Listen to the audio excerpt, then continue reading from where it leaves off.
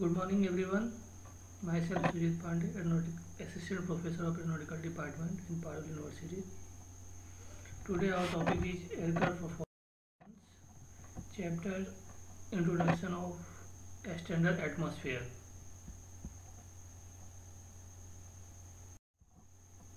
In this chapter, we are going to discuss first what is the introduction, the formal study of any physical system such as an engines or an aeroplanes usually begins with a description of that system. Information about components, parts, their locations and dimensions and terminology is necessary background for later examinations and understanding of the system design and operations. Then our study of aviation weather begins in a similar way. The system in this case is the atmosphere.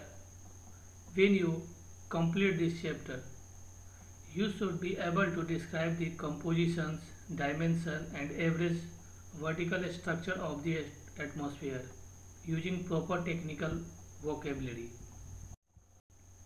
Now, the atmosphere is divided into several layers according to the temperature variation with altitude. Why do you study the atmosphere?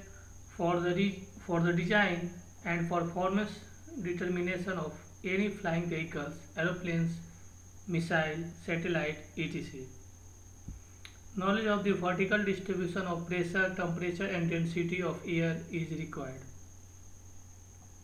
The properties of the real atmosphere never remains constant at any particular time or place.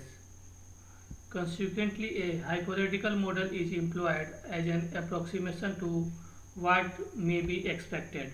This model is known as the standard atmosphere.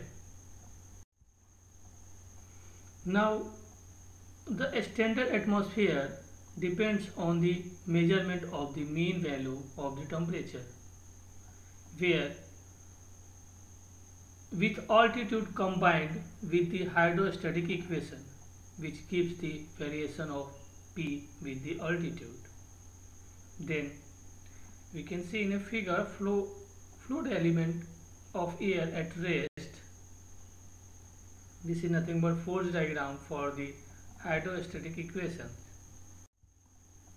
For equilibrium of the air elements, the sum of the forces in any direction must be zero.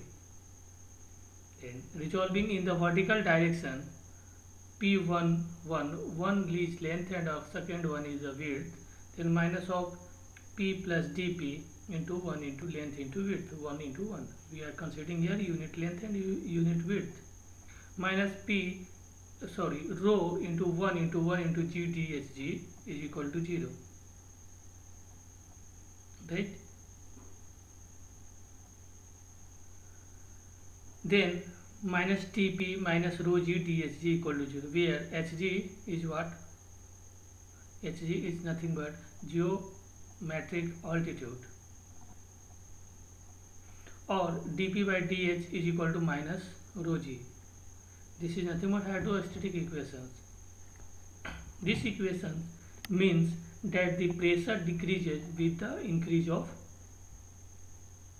height. Right? Okay, minus sign is indicate is nothing but pressure decreases with increase in altitude. Then what is the altitude? There are 6 different altitudes. First is geometric altitude. Hg is the height above sea level. Second is absolute altitude. Ha is the height measured from the center of the earth. Ha equal to Hg plus r, where r is the radius of the earth. R is equal to 6356.766 kilometers, approximately 6400 kilometers. Now the absolute altitude is important for a space flight because G varies with Ha.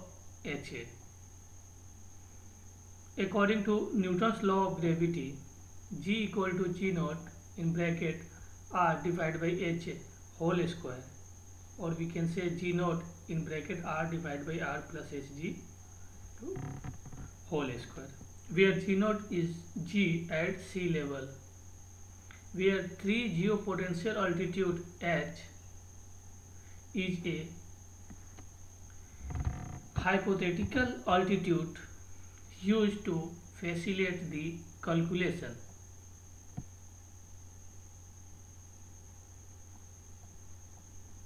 Therefore, h does not equal to hg, means geopotential altitude cannot be equal to the geometric altitude, because it is depends on g value, right? Okay, next we can see in a figure the definition of altitude. This is nothing but the surface of the earth. This is nothing but surface of the earth and sea level, and hg is what?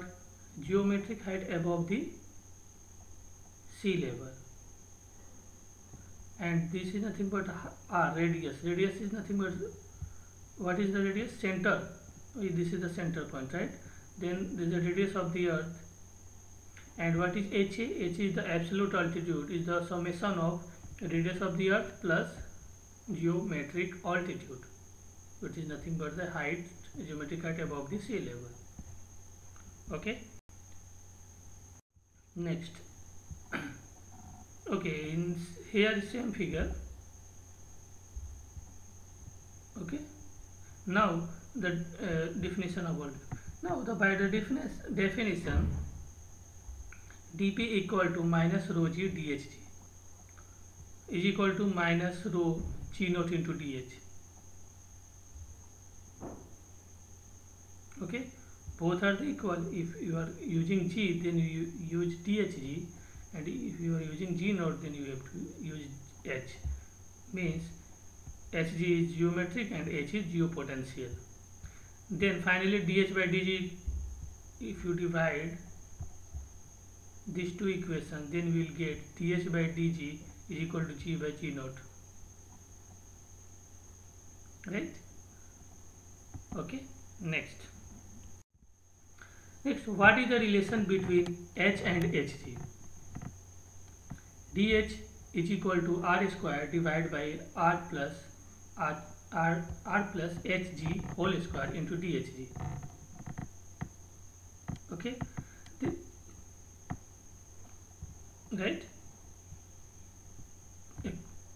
Now integration 0 to h dh is equal to integration 0 to hg r square divided by r plus hg whole square into dhg.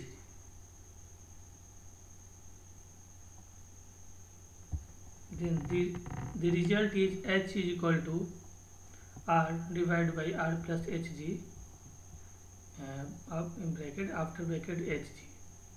This is the relation between h and hg, where h is geopotential altitude and hg is geometric altitude. At hg is equal to 6.5 kilometers, h is less than the hg by about 0.1% only. And h equal to 65 kilometers, then h is less than hg by about 1% only, right? Okay, means higher the value of h, then it will be slightly difference between h and hg. The lesser value, then it will be approximately same. Now the standard atmosphere SM, it is defined in order to relate flight test, wind tunnel test, and the general design and performance of flying vehicles, aircraft, missiles, satellite, etc. to a common reference. Now it gives mean values of pressure, temperature, density and other properties as a function of altitude. These values are obtained from experimental balloons and sounding rockets measurement with a mathematical model of the atmosphere based on the equation of state and the hydrostatic equations. This is nothing but several different standard atmospheres exist due to using different experimental data in the models, but the differences are insignificant below 30 kilometers, 100,000 feet, which is the domain of contemporary airplanes. Definition of the standard atmosphere SA. The standard atmosphere SA is defined by, first is condition at sea level. What is the condition at sea level? P is equal to pressure is equal to 1.01325 into 10 raised to 5 Newton per meter square, or we can say is equal to 2116.2 lb means pound per feet square. What is the temperature? T naught is equal to 288.16 Kelvin and is equal to 518.60 in R. Means these all are the atmospheric properties at sea level condition. And what is the rho? Rho naught is equal to 1.225 kg per meter square is equal to 0.002377 slug per feet square. G naught equal to 9.807 meter per second square is equal to 32.17 feet per second square. Now, second thing is a defined variation of T with altitude based on experimental evidence as shown in a figure. Now, given T, temperature is the function of height, then pressure also is the function of height, similarly for density is the function of height, can now be determined by calculation.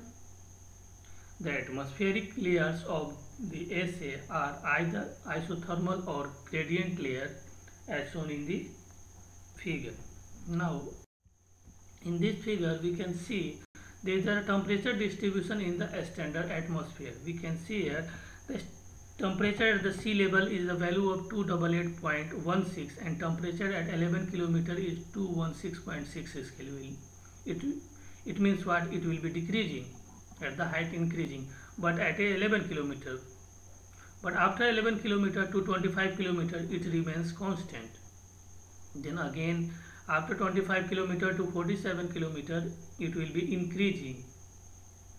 Then again 47 to 53 constant, then 53 to 79 it decreasing, then 79 to 90 constant, and 90 to 105 it will be increasing. Means decreasing, constant, increasing. Constant, decrease means similarly is going on up to beyond. This is the graph between altitude versus temperature. Temperature, x-axis represents the temperature in Kelvin and y-axis represents the altitude in kilometers. Right? Okay. Next thing is, what is the atmospheric properties variation of SA? Atmospheric properties variation of SA. Here we can say temperature variation, speed of a sound. This is the practical, we can say real.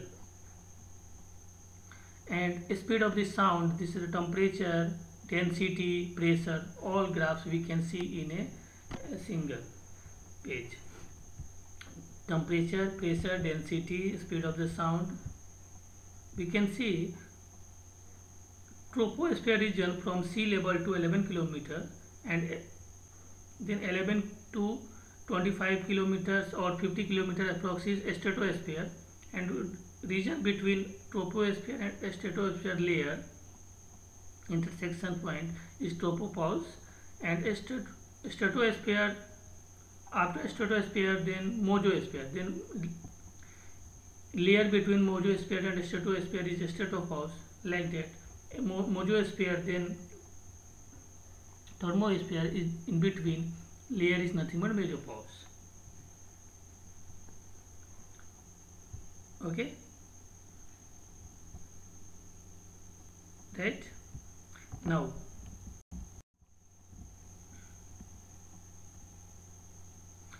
the calculation in an isothermal layer, we can see isothermal layer means temperature is constant, means we are focus about 11 kilometer to this 25 or 50 kilometers. In a stratosphere region we are focused. Now in a figure we can say base of the isothermal layer is T1 P1 rho 1 and height is h1, and at any particular altitude h where corresponding temperature is T and pressure is P and density is rho. Now from the hydrostatic equation we know that dP is equal to minus rho g Th, g naught into Th, means g naught you are using, then H is what? Geopotential. Okay, substituting rho from the equation of a state, P is equal to rho RT and dP by P is equal to minus of G naught by RT into Th, right? We are considering this is the equation number 1. Now next thing is then integration P1 to P dP by P is equal to minus G naught by RT into H, means at H, and integration 1 to H into Th. Hence in P by P1 is equal to minus G naught by RT into H minus H1. Then finally we will get P by P1 is equal to e to the power minus G naught by RT into H minus H1, or we can also call P rho by rho naught rho 1. This is the relation between pressure variation and density variation in isothermal region, or we can say in a stratosphere. Because P by P1 and equal to rho by T1 divided by rho 1 by T1 and temperature is constant, then rho by rho 1 only. The ratio of the pressure is equal to the ratio of the density from the equation of a state. Now at T is equal to T1, that's why. Now calculation in a gradient layer. Gradient layer means we are focusing about from sea level to at a 11 kilometer. We are focused on in the troposphere region, we can say up to tropopause. Now in the base of the layer is sea level is nothing but H1 and temperature is T1 P1 rho 1, temperature is T1, pressure is P1, rho, density is rho 1, and at a particular altitude height is H and corresponding temperature is T, pressure is P and density is rho. Then the temperature variation in this variation is a linear. We can see T by T naught is equal to H by H naught equal to dt by dH is equal to A. It is nothing but lapse rate. A is nothing but lapse rate. Now A is the temperature lapse rate, positive or negative. T is equal to T1 plus A into H minus H1. Then dH equal to dt by A, and substituting in the equation number 1, then dP by P is equal to minus G naught by AR into dt by T. This is the equations for variation of pressure in gradient layer or in troposphere layers. Now then integration is P1 to P, then dP by P is equal to minus G naught by AR into integration T1 to T dt by T. Then hence ln of P by P1 is equal to minus G naught by AR ln T by T naught. Then finally we can say P by P naught equal to T by T naught to the power minus G naught by AR. This is the final equations of the variation in pressure, variation of pressure in troposphere region. Now from equation of a state, P by P1 is equal to rho T by rho 1 into rho 1 T1, or we can say P by rho 1 into T by T1. Hence P rho by rho 1 is equal to T by T1 to the power minus G naught by AR plus 1. This is the equation for variation in density, variation of density in troposphere region, where T is calculated from the equation number 4. Means T is what? T is equal to T naught plus A into H.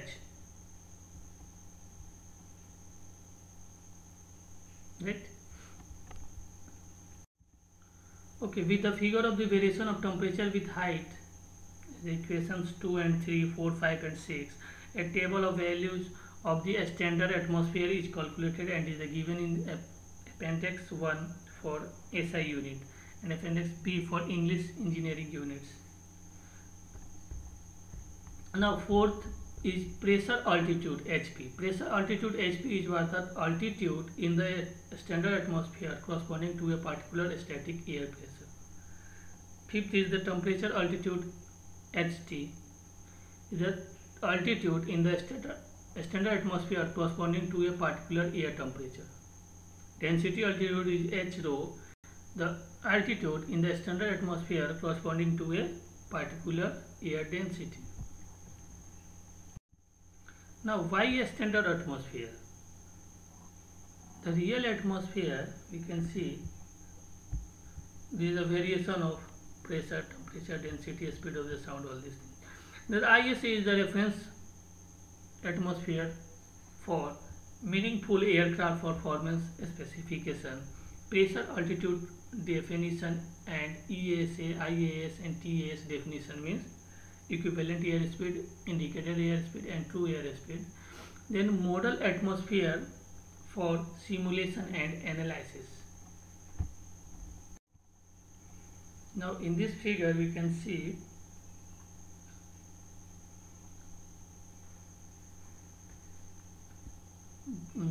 here that the regions, we can say the first is troposphere is starting of the regions, and after that stratosphere, then mesosphere, thermosphere, exosphere we can see. Okay.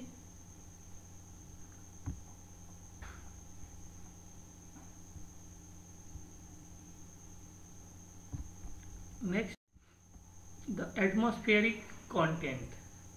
What is the atmospheric content?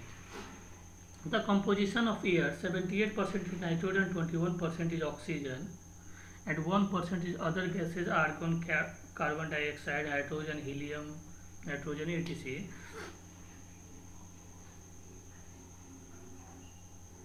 Sorry. Yes. Now, nitrogen 78% and oxygen is 21%. Then it is completely 99%. 1% is other gas. Now the trace gas. The oxygen, we need oxygen for human breathing and fuel combustion. For fuel combustion also we need oxygen. Keep aircraft fly. And we are focused about the oxygen first only, right? Now we can see here in this figure the effect of temperature on takeoff, run and rate of climb. Now upper figure is cold winter day and downward figure is hot summer day. Now aircraft requires longer runway for takeoff or damp day than on dry day.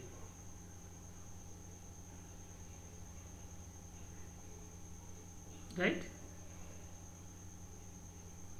Longer runway required for takeoff or damp day means on damp day means cold winter day, then on a dry day means hot summer day. Right? Okay. Next, what is the International Standard Atmosphere, ISA? The atmospheric conditions varies around the world due to the change in the properties of the atmosphere, and established to provide a common reference for temperature, pressure and density at varying altitude. Now temperature is 15 degrees Celsius and 59 degree Fahrenheit, and pressure is 14.69 psi pound per square inch and 29.92 in Hg, 1013.25 in millibar and 101.325 kilopascal, and we can say 1 atm. These are the atmospheric conditions. Then density is 1.225 kg per meter cube. We can say on sea level also. This is the value of sea level. Right? Okay. Now Q code. Q code in aircraft defined as to simularize the altitude reference of all aircrafts. Due to variable atmospheric conditions around the world, three types of code. QFE indicates aircraft height above airfield. QNH aircraft height above sea level local conditions, and QNE aircraft height above sea level ISA conditions. Right? Understood? QFE, QNH and QNE. QFE is aircraft height above airlift, and QNH is height above sea level but local condition, and QNH and QNE is nothing but height above the sea level but according to ISA condition. Okay. Next, what is the air speed? The speed of sound is 331 meter per second at sea level with temperature 0 degrees Celsius. Mach number as reference to speed of sound at that altitude. The speed of sound reduced with reduce in temperature. Indicated airspeed is directed reading from gauge measured by dynamic air pressure of aircraft. True airspeed is the true flying speed based on actual atmospheric conditions. IC is less than TAS in altitude. Means indicated airspeed is less than true airspeed in, right? Okay. Now we can see in this is a table according to ISA. We can see here the altitude is given in feet, and the temperature, particular temperature, corresponding temperatures and corresponding pressure in HPA, PSI and HG, and the pressure ratio is nothing but P at pressure at particular altitude divided by P naught, means pressure at sea level. This is the density ratio is sigma Hp by rho naught. Speed of the sound in knots. Knots means this is the unit of sound we are using in aircraft. 1 knot is equal to 0.514 meter per second. Now this is altitude in meters. Right? This is the complete table according to the ISA. According to the altitude, what is our the pressure, what is our density, what is our temperature, we have to calculate directly from this table. Okay. Next is now we are going for the summary. What are the summary? The what many have seemed at first to be a rather complicated picture has been simplified by constructing a model of the atmosphere structure based mainly on the variation of temperature with altitude. It will soon be clear that the model not only aids in learning and remembering the basic atmospheric structure, but it will also help you understand the cause of many atmospheric phenomena. Now, this is our last slide. And thank you. I hope you are enjoying these lectures. Okay. Thank you everyone. Now we can see in your next lecture. Thank you. Okay. Bye. Bye. Goodbye.